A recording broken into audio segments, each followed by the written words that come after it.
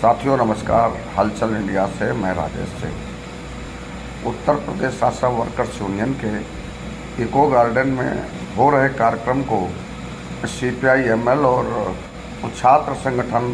आयशा का समर्थन भी हासिल हुआ और जिसको संबोधित करते हुए आयशा के राहुल कुमार ने वादा किया है कि प्रदेश भर के छात्र इस आंदोलन के साथ हैं और ये लड़ाई तब तक जारी रहेगी जब तक आशा वर्कर्स की जीत नहीं हो जाती। तो आइए सुनते हैं राहुल कुमार को। लड़ रहे हैं, जिस तरीके से शिक्षा महंगी की जा रही है, जिस तरीके से पढ़ना लिखना महंगा किया जा रहा है, जिस तरीके से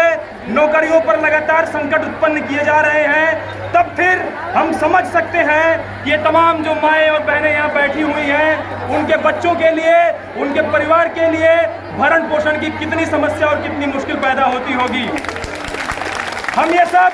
समझ सकते हैं कि आज जिस तौर पर जो भयानक महंगाई हमारे देश और समाज में फैली हुई है, तब फिर ये बेशर्म सरकारें जो आपसे मेहनताना, जो आपसे काम तो पूरा लेती हैं, लेकिन उसके बदले में जो जायज आपके लिए आपका तनख्वाह हो सकती है, जो आपका वेतन हो सकता है, जो आपकी सुरक्षा हो सकती है और जो आपके जीवन की गारंटी के लिए जो इंश्योरेंस हो सकता है, वो सब कुछ भी आपको सम्मानजनक उपलब्ध नहीं करवा रही है, जिसके खिलाफ आज इस धरना प्रदर्शन में हम लोग यहाँ पर मौजूद हैं और हम लोग ये आश्वासन दे रहे हैं कि आशा बहनों की इस लड़ाई में, आशा संगठनियों की इस लड़ाई में, आशा कार्यकर्ताओं की इस लड़ाई में, उनके जायज हक और हुकूक की इस लड़ाई में छात्रों का पूरा हुजूम आप सबके साथ है और ये लड़ाई तब तक लड़ी जाएगी जब तक कि इस तरह की बेशर्म सरकारें, चाहे उत्तर प्रदेश में योगी की सरकार हो, चाहे केंद्र में मोदी की सरकार हो, इस तरह की माँओं बहनों की जरूरी मांगों को मानने के लिए बाध्य नहीं हो जाती, तब तक हम लोग लड़ने का काम करेंगे। हम लोग यहाँ पर इकट्ठा होकर के ये बात साफ तौर पर कह देना चाहते हैं कि हम ये समझते हैं कि सरकारों को टैक्स हम देते हैं, सरकारों को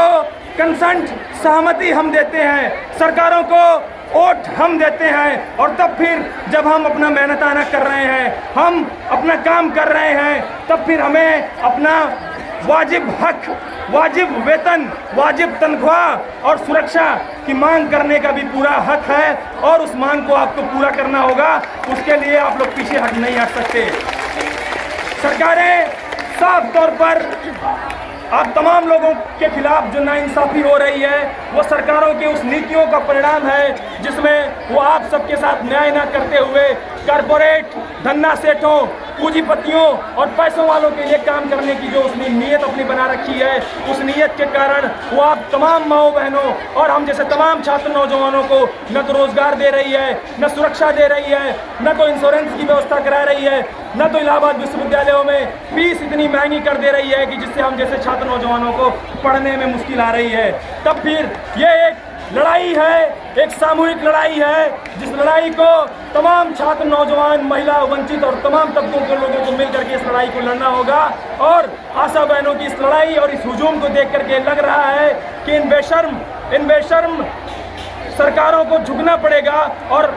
इनकी मांगों को मानने के लिए इन्हें बाध्य होना पड़ेगा। मैं इतना कह करके आप सबके इस हौसले को सलाम करता हूं, जो तमाम प्रदेश के कोने कोने से चल करके यहाँ पर आई है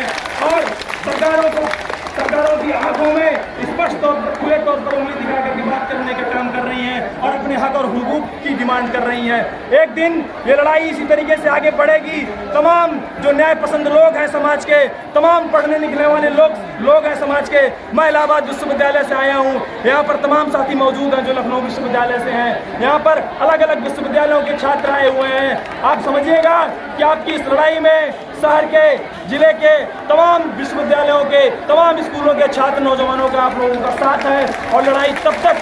तब तक हम लोग लड़ेंगे। ये लड़ाई तब तक जारी रहेगी जब तक कि हमारी मांगे, जब तक कि परमानेंट करने की मांगे, जब तक कि हेल्थ इंश्योरेंस देने की मांगे, जब तक कि पेंशन देने की मांगे, ये बेशर्म सरकारें मान नहीं लेती। आप सबकी लड़ाई को एक बार फिर से सलाम। लड़ाई जारी रहेगी। इनकलाब जिंदाबाद और जय भीम, लाल सलाम।